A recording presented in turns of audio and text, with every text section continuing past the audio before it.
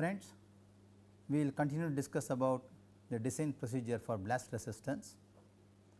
This is the third lecture in blast resistance, lecture title 45 under module 3, which covers details on fire resistance. We are discussing about the design procedure to compute the overpressure. So, we need to estimate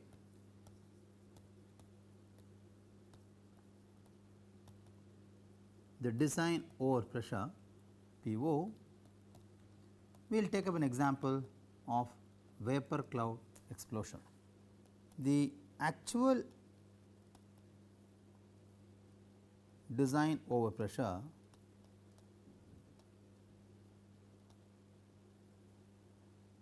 can be estimated by two ways. One, all structural systems should be designed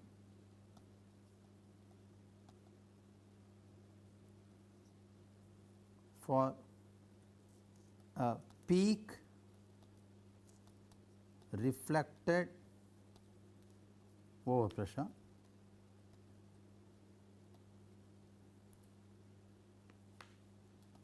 which we call as, let us say, X.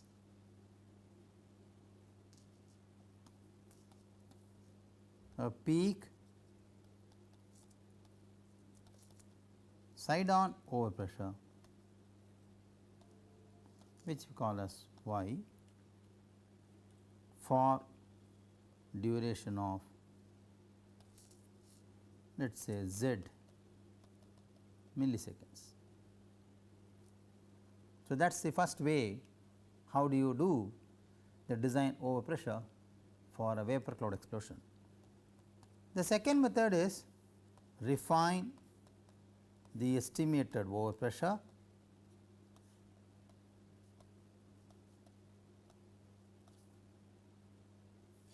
and its duration, that is refine P0 and Td based on location of the structure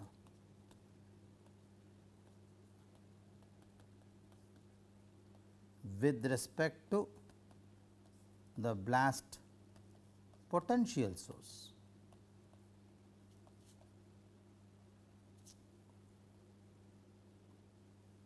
One can also use a stepper function to quantify P0 in terms of Td. Out of these two, method 1 is the simplest and commonly used in oil and gas industries.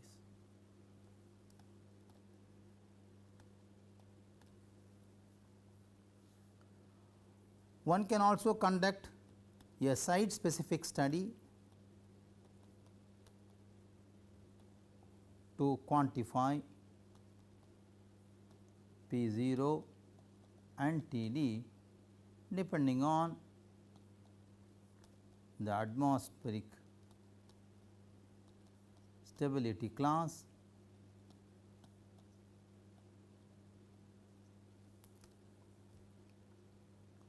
temperature and weather,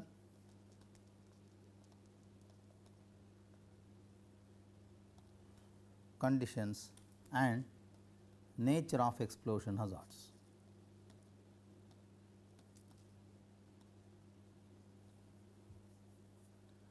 Let us now quickly see what are the steps involved.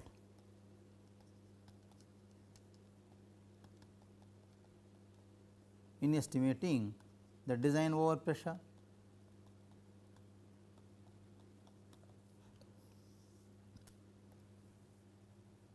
First step,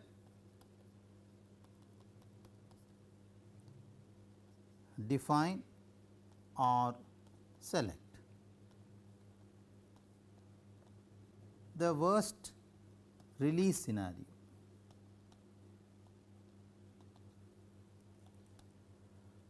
Step number 2, estimate or quantify the explosion cloud formation using the standard dispersion models. Friends, there are various dispersion models available to estimate the propagation of cloud formation in case of such explosions. You can look into a parallel NPTEL course titled HSE Practices in Offshore Industries,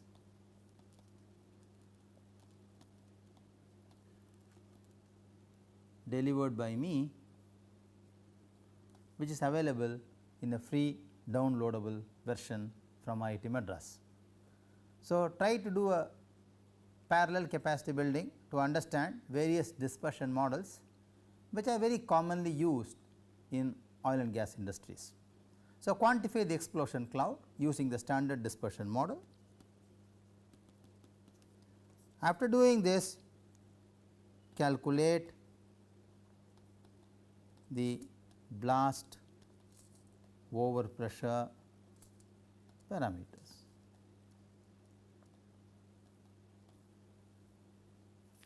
There are different methods to find the blast overpressure P0. The first method is Strelo curves, which is given by Baker. The second method is multi energy method,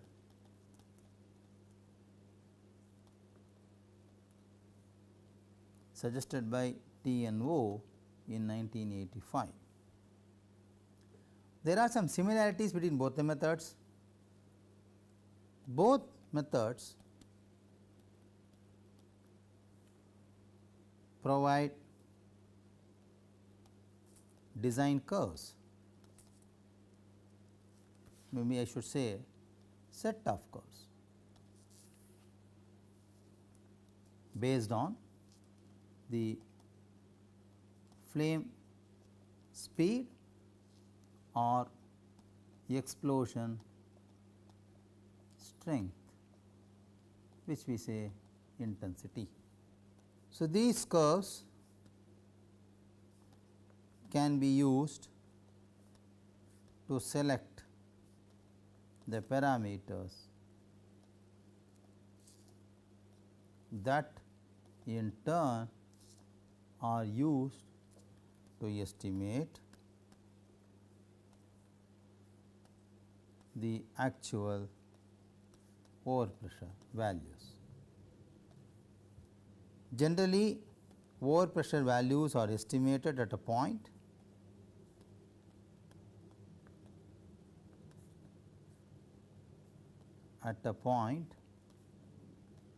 on the structural system and assumed to be uniformly present for the entire structure. If the exposed surface of the structure is very large,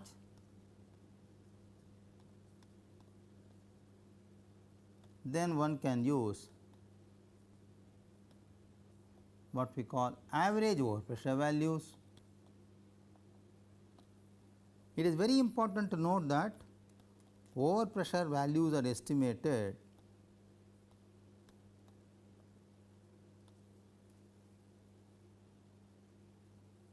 in any one horizontal direction.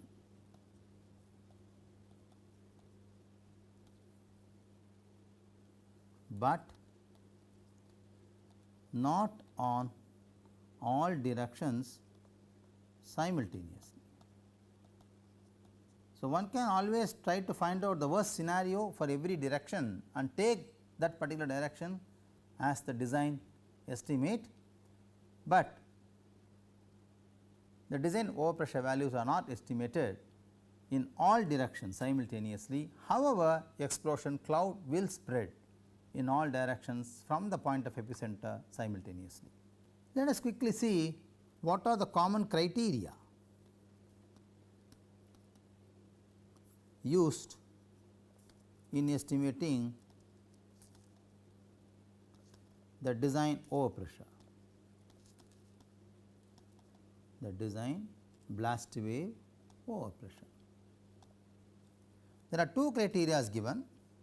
One criteria suggested by SG 22, other criteria suggested by CIA. SG 22 is actually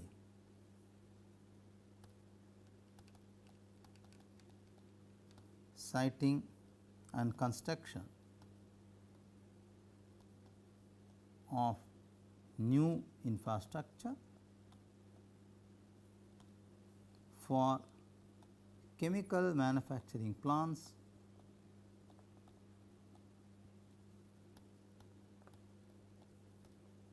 safety guide SG 22, manufacturing chemists association, Washington DC, in the year 1978. The second criteria could be CIA, which is in the year 1992, which is an approach to categorization of process plants hazard and control. Safety Committee of Chemical Industry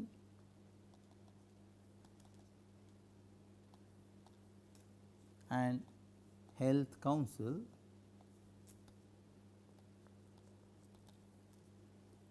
Chemical Industries Association, that is CIA. Similarly, here SG stands for Safety Guide, Chemical Industries Association, London. One can very well see here both these standards or norms which are used as common criteria to govern blast resistant design are not directly applicable to offshore structural systems. Of course, they are applicable to process plants and chemical manufacturing plants. We can apply these standards to the process platforms of offshore systems with modifications which can be adapted from the Pascal stability class. So, that is important. Design overpressure will also be governed by other parameters in addition to the above.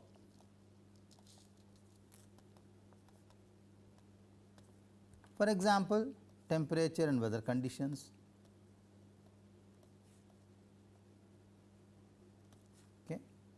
different sea states in terms of relative humidity, heat, etc.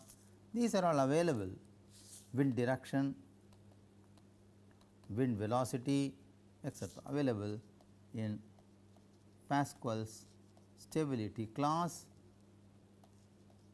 which are applicable to offshore structures directly. So, there will be some modification which are made based upon the recommendations made by either SG 22 or in CAA 1992 to estimate blast wave overpressure on offshore structural systems. There is a commonness between both the common criteria. The commonness or the common issues between SG 22 and CIA are as follows. Though they differ slightly from estimating blast wave overpressure, but they are based upon certain common factors which we will see now. They specify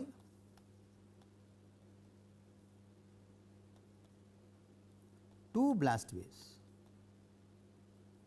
of different overpressure values spaced at 30 meters from the vapor cloud explosion hazard location. One can be a triangular shock wave which has got high pressure, short duration. The typical side on pressure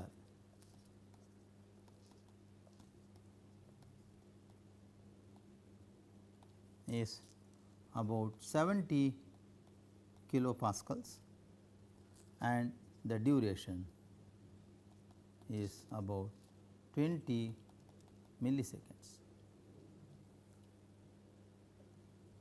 The second wave, which is spaced at 30 meters spacious interval, is also a triangular shock loading with low pressure, long duration.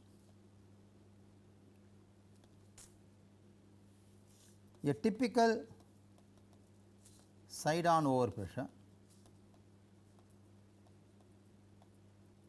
is about 20 kilopascal and the typical duration is about 100 milliseconds. Let us talk about blast wave structure interaction.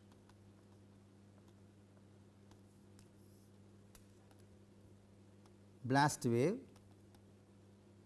loads should be estimated on individual members. The blast wave structure interaction can be explained interestingly by the graphical way. Let us say I have some infrastructure,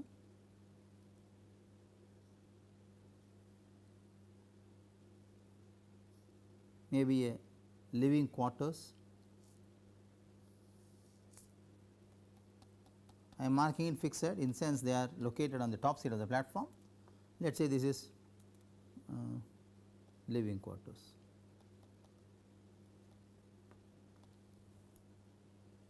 The shock wave happen to act on the module. When it is obstructed by the module, then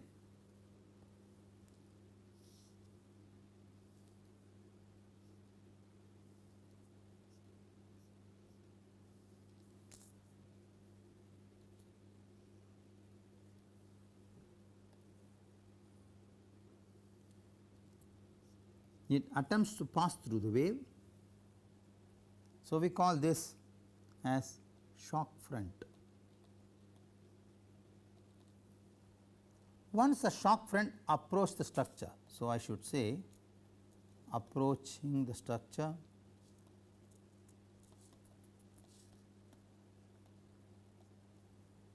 once it approaches the structure, the shock wave is reflected from the front surface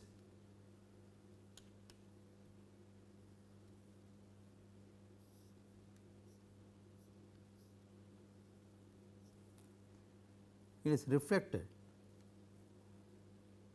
from the front surface,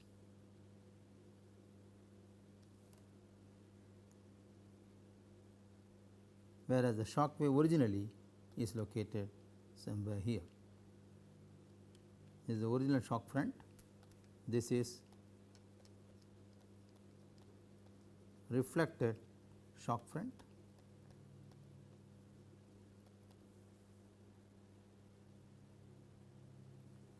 This reflection will also cause a refraction wave.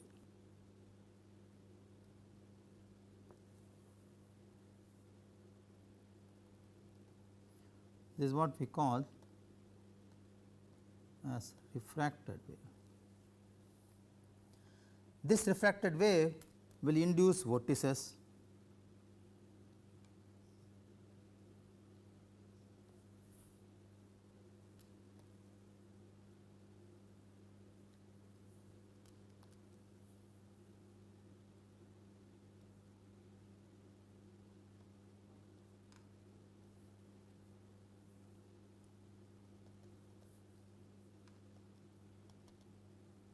this will cause vortex, whereas the shock wave front is somewhere here.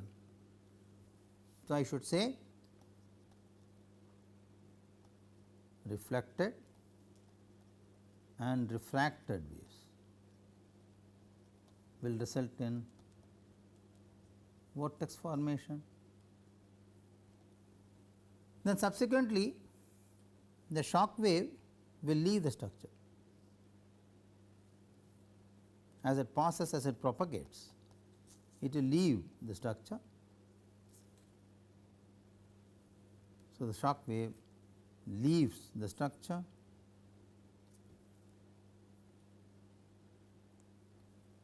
while leaving. So, this is the shock wave. While leaving, again it causes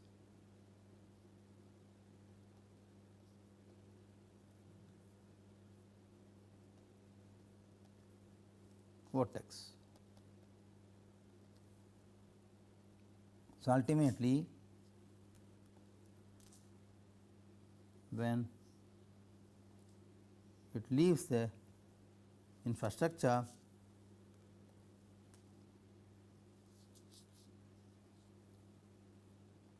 and propagates further, it will cause vortices at all corners. And they will propagate in this direction. So, I should say here the diffraction continues across the near surface as the shock wave leaves the building. Then subsequently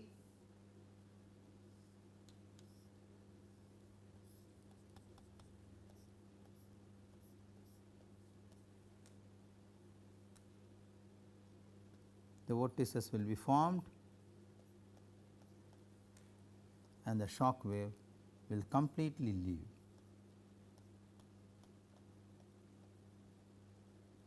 The building. It means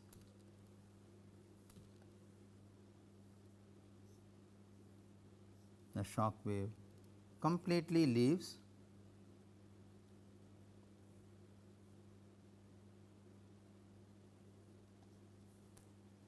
and it causes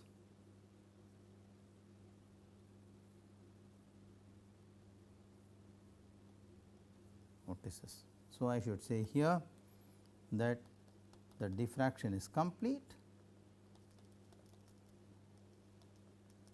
and shock wave exits.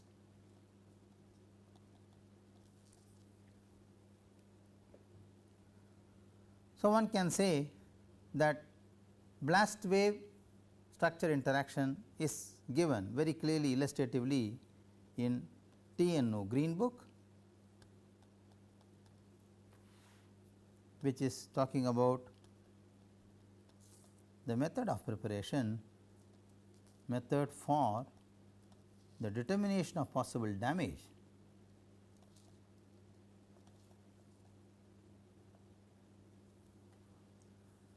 to people and objects due to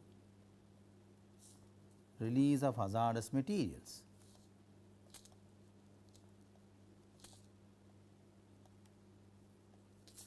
That is CPR 16E, which is prepared by Committee for Prevention of Disasters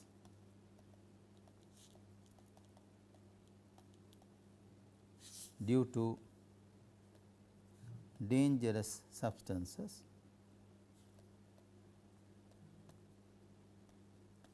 the Director General of Labour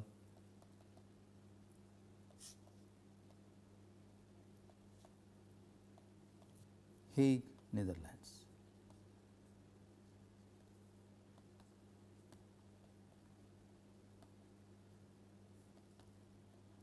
Schedule released in 1992. So, we need to idealize these blast wave loads for the purpose of design. Let us talk about how they are idealized.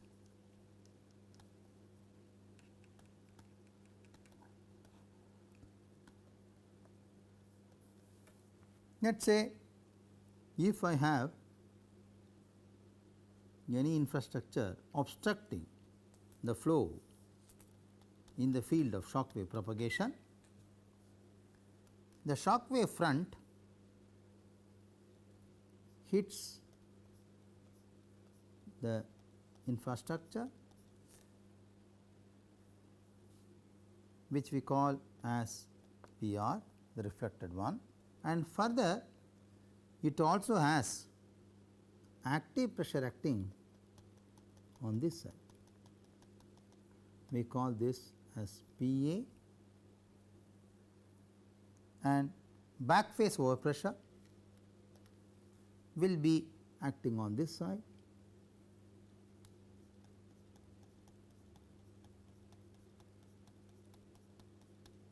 We call this as PB,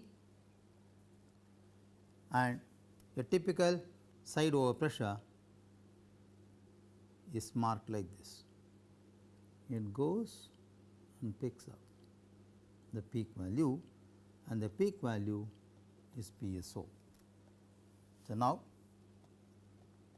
PSO is the incident side on overpressure, which is caused by the blast wave loads. PR is the reflected pressure, PA is the averaged pressure, because the dimension of the structure can be very large compared to the flow propagation direction, and PB is the back face overpressure. These are all true when the blast waves approach the structure. So, this is the blast wave which is approaching the structure. So, now let us mark the dimensions of these. We call this dimension as BL, building length, and we call this dimension as BW, this being the blast wave propagation direction, and PA average could be essentially, let us say at this point it can be, this is T and this is my P, and it can be varying this way. Similarly, at another point somewhere here it can be again T versus P, it can be lower, and another point again here P versus T can be further lower. If we try to plot these points, that is how the variation happens. Okay. We have a very interesting reference for this, Forbes 1998. So, this is the picture which shows the blast wave propagation in horizontal direction. That is the figure. However, depending upon the location of the member, depending upon the distance with respect to the potential blast source,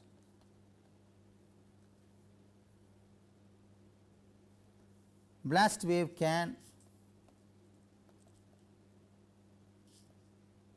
strike the platform from any direction. So, one should estimate the forces or the blast wave loads in all directions and take the maximum or an average value as a design blast wave overpressure for design considerations. Let us talk about different kinds of loads to estimate the design blast wave overpressure. First is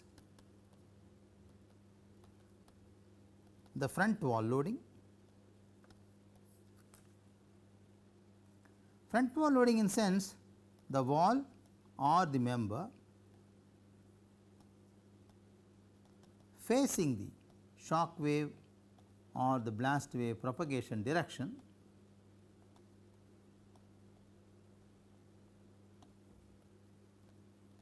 is considered as the front wall. This will experience reflected overpressure, which we can as PR. The amplitude of PR depends on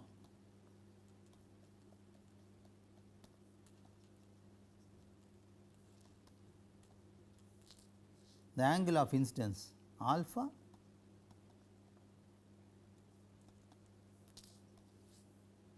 the rise time of peak overpressure PR and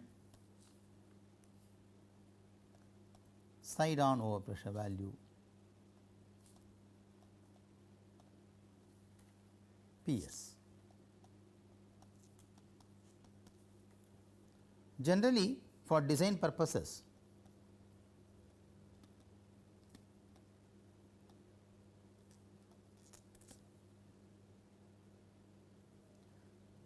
one assumes normal shock wave condition. Normal shock wave condition means alpha is 0 and TR is 0. So, in that situation one can calculate PS as PSO plus CD Q0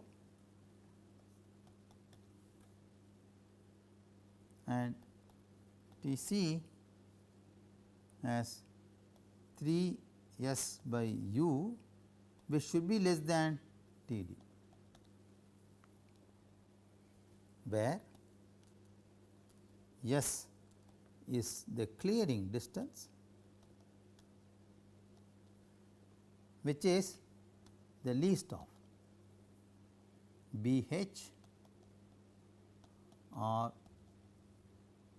BW by 2, where BH is height of the member and BW is width of the member or the structure, the bluff body. One can estimate the loads on the bluff body completely and distribute it for every member as design blast wave loads. It is interesting that the duration of the TC is duration of reflected overpressure. The reflected overpressure duration cannot be more than the duration of the shock wave itself, that is the overpressure. So, graphically a simplified equivalent triangle of bilinear pressure distribution curve, pressure time curve will explain this. Let us say this the pressure versus time plot, this is the actual loading,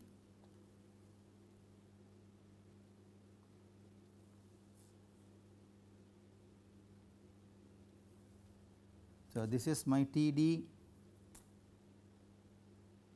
and this is my T c, the reflected overpressure duration, and extend this, this is my P s and of course, this is my P r. The equivalent loading can be taken as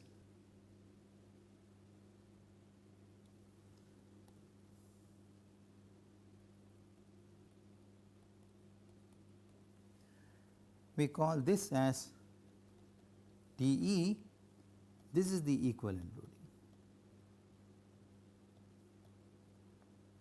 which has the component of P r and P s both as a modified version.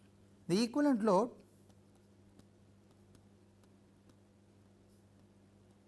is computed by equating the following: impulse from each load curve while using the same peak pressure P r.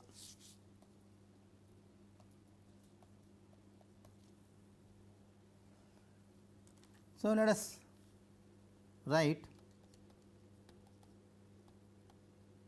the impulse I w under the bilinear curve, bilinear pressure time curve is given by I w is half P r minus P s into T c plus half P s into T d. Equation number 3. The duration of the equivalent load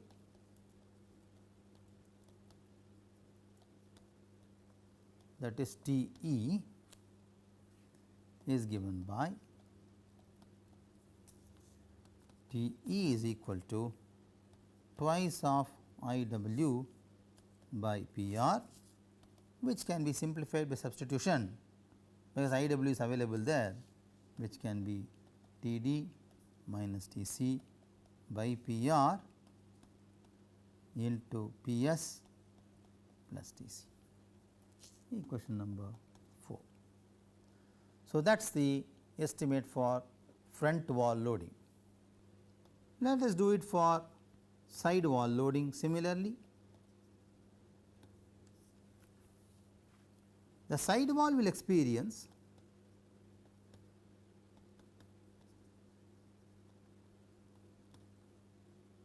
lesser blast loading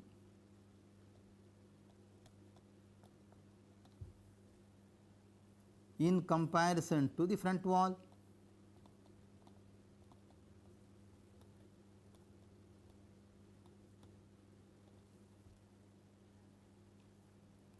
This is mainly due to reduction in overpressure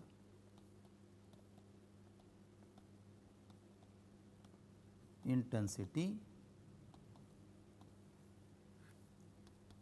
reflection quantity and attenuation of the blast wave as it propagates.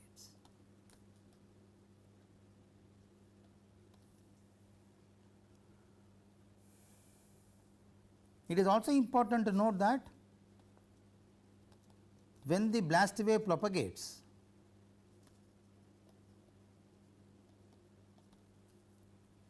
the peak side overpressure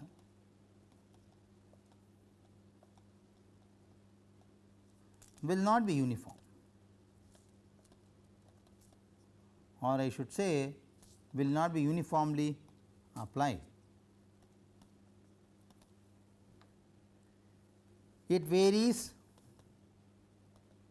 both in time and distance, that is space. Interestingly, if length of the wall is equal to the length of the blast wave,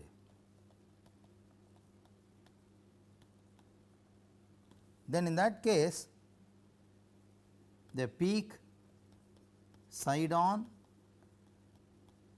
overpressure reaches the far end of the wall,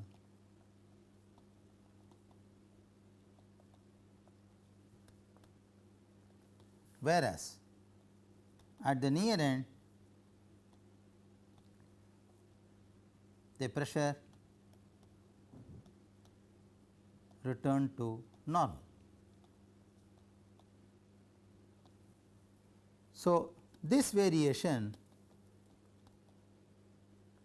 is spatial dependent. Now, to account for this variation, a correction factor is used.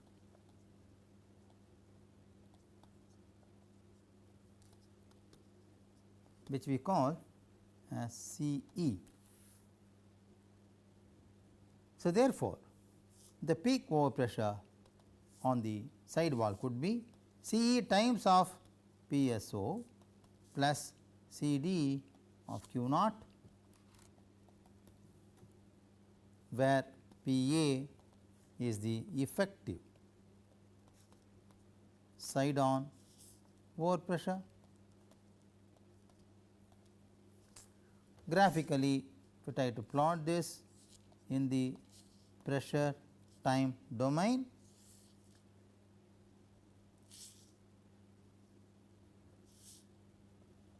this is what we call as TR, this is this value is my T0 and this value is my PA,